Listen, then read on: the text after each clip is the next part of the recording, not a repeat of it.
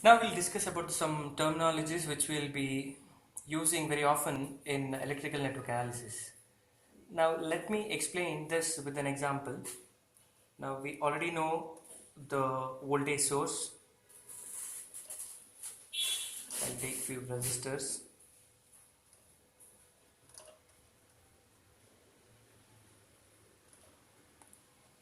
Right? R1, R2, R3, R4 and R5. Now a branch in a circuit is basically an element consisting of two terminals. Now here if I name this as A, B, C, D, E, F, A and D forms a branch. A and B also forms a branch because it is a two terminal uh, I mean between those two terminals an element is connected. Here the voltage source is connected, here the resistance is connected. Say for example, if I connect an current source here, a current source here, so this also becomes a branch. So branch is nothing but an element connected between two terminals. The node is a point in the circuit where two or more branches meet. See, I told that this is a branch A and D. D and E is also a branch. D and C is also a branch. So a point at which more than one branch meets, more than one branches meet, is called a node. Now, third definition is the loop. That means if you start from a node, now all of you know what is a node. A node is a point at which two or more branches meet. So if you start from a node and if you traverse a electrical circuit and come back to the same point, then that forms a complete loop which covers most of the elements in the circuit. So this is one of the loop, and if I start from here, this is one more loop. This is first loop, this is second loop. That means I start from D, go to E, F, C and come back to D again. So the starting point and ending point of the loop has to be the same. That means if you start at a point, you should end at the same point, traversing the electrical network. So these are the definitions of branch, node and loop. Now this is called the Kirchhoff's current law. Now it is one of the fundamental laws of electrical network analysis. Now if you have a node, we already know what is a node. It is a point at which two or more branches meet.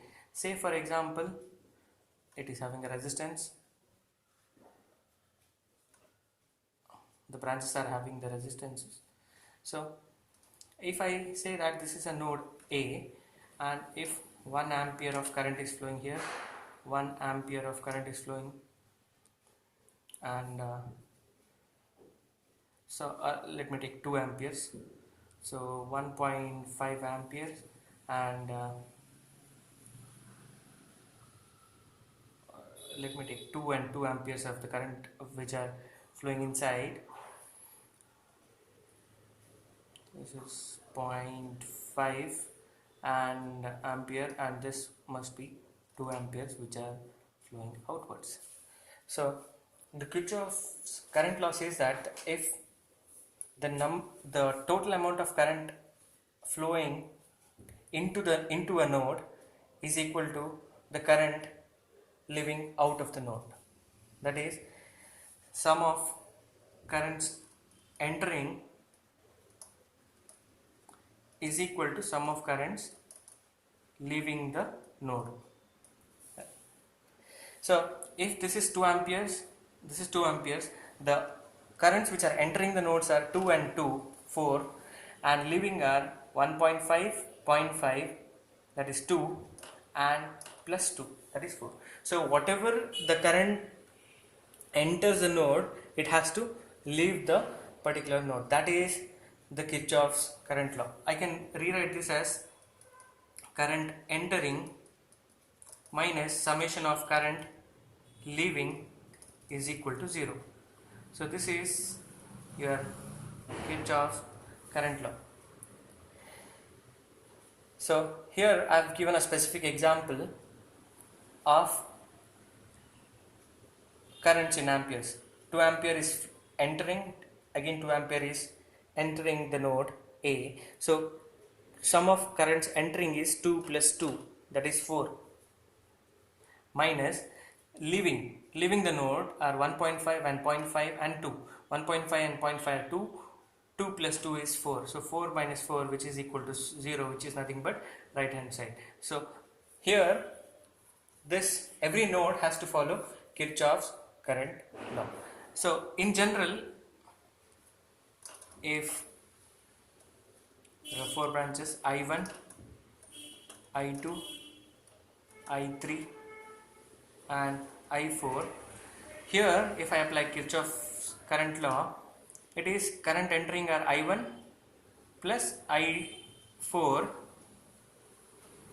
This must be equal to I2 plus I3, or if I were to write it in this form, I1 plus I4 minus I2 plus I3 is equal to 0.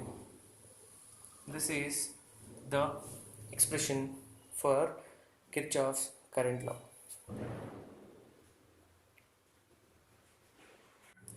The next fundamental law which governs the electrical network analysis is Kirchhoff's voltage law. Now it says that across a loop or along the loop, the sum of voltages is equal to 0. That means if you have a voltage source here, if you have a resistance is like this, so with R1, R2, R3, R4, R5 as a value, magnitude, and if I take a loop current of I1 here, another loop current of I2.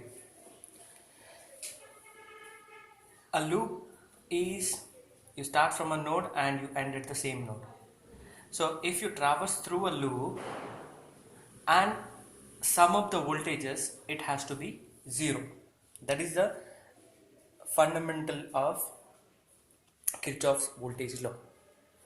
Now here if I apply KVL, say for example I1 is flowing in clockwise direction, so here it is flowing from left to right, so this has to be at higher potential compared to this point across the resistance.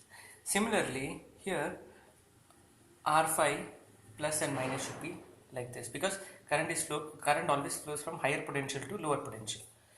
I have just noted down the polarities of potential. Because of I2, polarity is this, it is flowing from left to right, so this has to be positive. Again top to bottom, plus and minus. This is moving up, so this has to be at positive and this has to be positive with respect to this. So there are two polarities at resistance R5. Now what does Kirchhoff's voltage law say? It says that sum of voltages across a loop or throughout a loop is 0. Now let me start with this loop. If I were to label this as A, B, C, D, E and F. For loop A, B, E, F, A, E, F, A. That means I started off with this point, went to B, went to E, F, then again back to A. Now if I apply KVL, KVL is nothing but sum of voltages. So if you have a voltage source, it has to be written directly as voltage. If you have a resistance, then voltage across it has to be written. Now we know from Ohm's law, voltage, what is the relationship between voltage and current? It is governed by Ohm's law, V is equal to I into R. So if I apply KVL by traversing this loop in clockwise direction, I would be getting minus to plus, it is V. See, always remember the potential rise minus to plus is always plus, and potential drop plus to minus is always minus, right?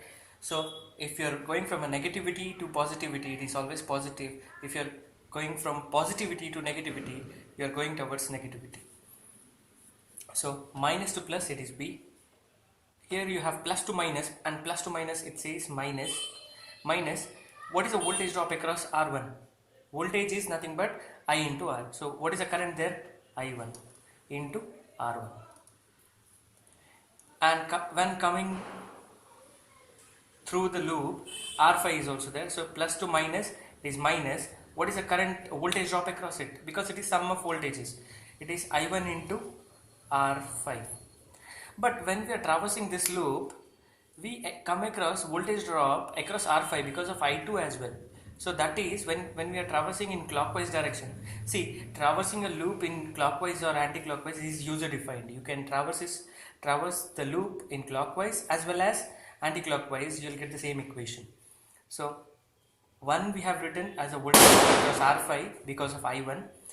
Another one is because of voltage drop across R5 because of I2.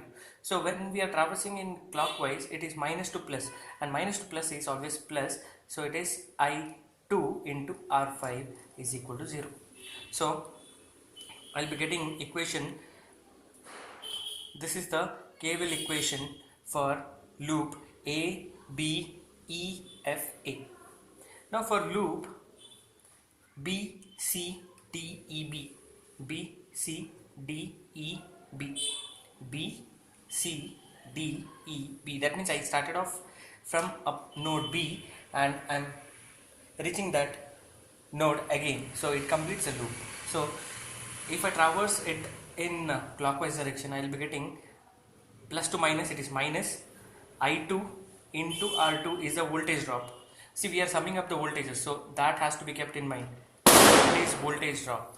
So minus I2 into R2, again plus to minus I2 into R3.